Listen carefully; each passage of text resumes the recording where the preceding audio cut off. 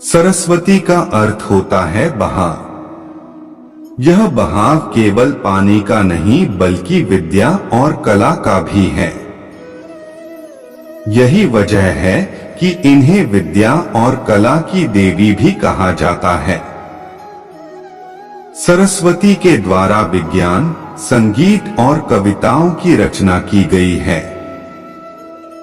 ऋग्वेद में सरस्वती को दैवीय नदी की भी संज्ञा दी गई है।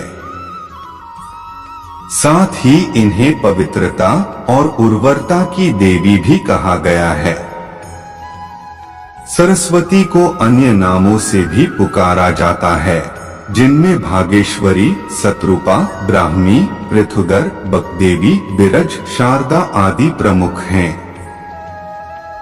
हिंदू धर्म से जुड़े पौराणिक इतिहास पर नजर डालें तो कई ऐसी कहानियां सुनने को मिल जाएंगी जिनसे अभी तक आमजन वाकिफ नहीं है। विस्तृत इतिहास होने की वजह से कुछ घटनाएं छूट जाती हैं तो कुछ नजरअंदाज कर दी जाती हैं। इन्हीं कहानियों में से एक है सृष्टि के रचयिता ब्रह्मा का अपनी ही बेटी के साथ विवाह करने की घटना। यह बात तो हम सभी जानते हैं कि त्रिदेव के हाथों में ही इस सृष्टि की बागडोर समाहित है। ब्रह्मा के पास सृष्टि की रचना का दायित्व है तो विष्णु के पास संरक्षण का। वहीं देवों के देव कहे जाने वाले महादेव शिव को विनाश का जिम्मा सौंपा गया है। इसी विनाश के बाद फिर से शुरू होता है सृजन का चक्र। ब्रह्मा का अपनी ही बेटी के साथ विवाह करने की इस घटना का उल्लेख सरस्वती पुराण में वर्णित है। सरस्वती पुराण के अनुसार सृष्टि की रचना करते समय ब्रह्मा ने सीधे अपने वीर्य से सरस्वती को जन्म दिया था। इसलिए ऐसा कहा जाता है कि सरस्वती की कोई मां नहीं, केवल पिता ब्रह्मा थे। सरस्वती को विद्या की देवी कहा जाता है, लेकिन विद्या की यह देवी बेहद खूबसूरत और आकर्षक थी कि स्वयं ब्रह्मा भी सरस्वती के आकर्षण से खुद को बचाकर नहीं रख पाए और उन्हें अपनी अर्धांगिनी बनाने पर विचार करने लगे। सरस्वती ने अपने पिता की इस मनोभावना को भांपकर उनसे बचने के लिए चारों दिशाओं में छिपने का प्रयत्न किया, लेकिन उनका हर प्रयत्न बेकार साबित हुआ। इसलिए विवश होकर उन्हें अपने पिता के साथ विवाह करना पड़ा। ब्रह्मा और सरस्वती करीब 100 वर्षों तक एक जंगल में पति पत्नी की तरह रहे। इन दोनों का एक पुत्र भी हुआ जिसका नाम रखा गया था स्वयंभू मनु। इसके उलट मत्स्य पुराण के अनुसार ब्रह्मा के 5 सिर थे। कहा जाता है जब ब्रह्मा ने सृष्टि की रचना की तो वह इस समस्त ब्रह्मांड में अकेले थे। ऐसे में उन्होंने अपने मुख से सरस्वती, सांध्य, ब्राह्मी को उत्पन्न किया।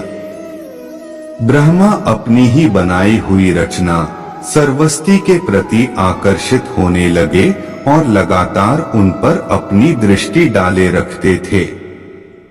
ब्रह्मा की दृष्टि से बचने के लिए सरस्वती चारों दिशाओं में छिपती रहीं, लेकिन वह उनसे नहीं बच पाई। इसलिए सरस्वती आकाश में जाकर छिप गईं, लेकिन अपने 5वें सिर से ब्रह्मा ने उन्हें आकाश में भी खोज निकाला और उनसे सृष्टि की रचना में सहयोग करने का निवेदन किया। सरस्वती से विवाह करने के पश्चात सर्वप्रथम मनु का जन्म हुआ। ब्रह्मा और सरस्वती की यह संतान मनु को पृथ्वी पर जन्म लेने वाला पहला मानव कहा जाता है। इसके अलावा मनु को वेदों, सनातन धर्म और संस्कृत समेत समस्त भाषाओं का जनक भी कहा जाता है। प्रजापति ब्रह्मा का अपनी ही पुत्री के प्रति आकर्षित होना और उसके साथ संभोग करना अन्य सभी देवताओं की नजरों में अपराध था।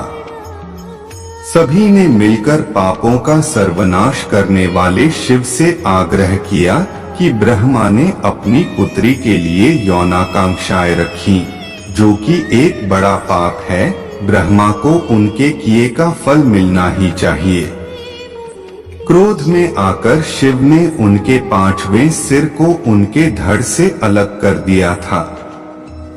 शिव पुराण के अनुसार ब्रह्मा के सर्वप्रथम 5 सिर थे, लेकिन जब अपने 5वें मुख से उन्होंने सरस्वती, जो कि उनकी पुत्री थी, को उनके साथ संभोग करने के लिए कहा, तो क्रोधावश सरस्वती ने उनसे कहा कि तुम्हारा यह मुंह हमेशा अपवित्र बातें ही करता है, जिसकी वजह से आप भी विपरीत ही सोचते हैं। इसी घटना के बाद एक बार भगवान शिव अपनी अर्धांगिनी पार्वती को ढूंढते हुए ब्रह्मा के पास पहुँचे, तो 5वें सिर को छोड़कर उनके अन्य सभी मुखों ने उनका अभिवादन किया, जबकि 5वें मुख ने अमंगल आवाजें निकालनी शुरू कर दी। इसी कारणवश क्रोध में आकर शिव ने ब्रह्मा के 5वें सिर को उनके धड़ से अलग कर दिया। दोस्तों, आज के लिए बस इतना ही। मिलते हैं अगले वीडियो में। जय श्री कृष्णा।